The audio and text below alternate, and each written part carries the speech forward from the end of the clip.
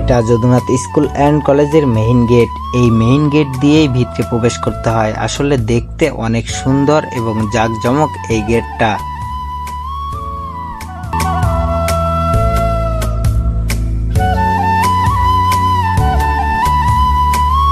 স্কুলের main gate দিয়ে প্রবেশ করা মাত্রই চোখ পড়ল বিভিন্ন ধরনের গাছপালা, সুন্দর সুন্দর পালপাহালি গাছ, এবং গেট তো আছেই।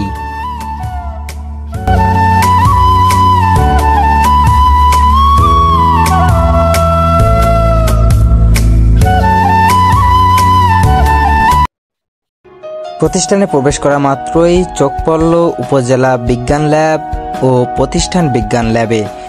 এখানে ঢুকে দেখি বিজ্ঞান বিষয়ক অনেক কিছু রয়েছে এবং আমাদের ম্যাম আছে। ম্যাম হাতে কলমে ছেলে মেয়েদের সবকিছু বুঝিয়ে দিচ্ছে। অন্যদিকে আমাদের গণিত ম্যাম, সে খুব মনোযোগ সহকারে গণিত ক্লাস নিচ্ছে এবং ছেলে মেয়েরাও খুব শান্তশিষ্টভাবে রয়েছে।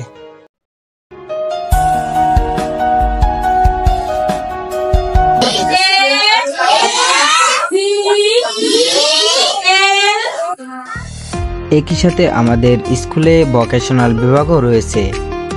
ভোকেশনাল বিভাগে ঢোকা মাত্রই চোখ পড়ল বিভিন্ন ধরনের ইলেকট্রনিক জিনিসের। এখানে বিভিন্ন ধরনের ইলেকট্রনিক জিনিসের কাজ হাতে কলমে শিখায় দেওয়া হয়। এখানে রয়েছে বিভিন্ন ধরনের ইলেকট্রনিক জিনিসপত্র। এছাড়াও একই সাথে মেয়েদের হাতে কলমে শেখায় দেওয়া হয় সেলাই মেশিনের কাজ এবং বিভিন্ন ধরনের ডিজাইনের কাজ। ইলেকট্রিক ল্যাবে ঢোকা মাত্রই চোখ পড়ল বিভিন্ন জিনিসপত্রের উপর, যা ছেলে মেয়েদের হাতে কলমে শেখানো হয়। এটা আমাদের অফিস কক্ষ। এখানে দায়িত্বে আছে মোহাম্মদ ইমতিয়াজ আলম, মাধ্যমিক শাখা অফিস সহকারী, এবং দায়িত্বে আছে অফিস সহকারী কলেজ শাখা মোহাম্মদ শহীদুল ইসলাম।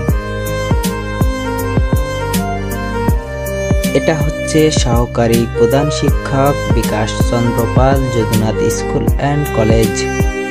অধ্যক্ষ জিমি মণ্ডল।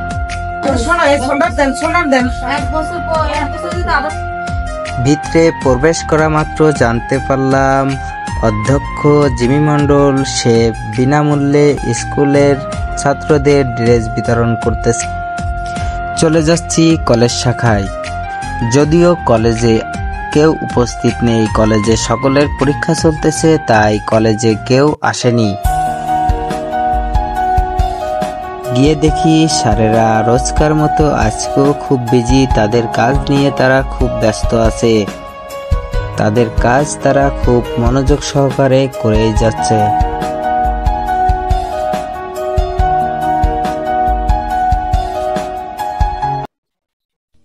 বিশ্বাস বাড়ি। স্যারদের মুখে শুনে এসেছি এটা নাকি যদুনাথ স্কুল অ্যান্ড কলেজের একটা অংশ। যদিও পরিত্যক্ত অবস্থায় পড়ে রয়েছে, তবুও দেখতে অনেক সুন্দর।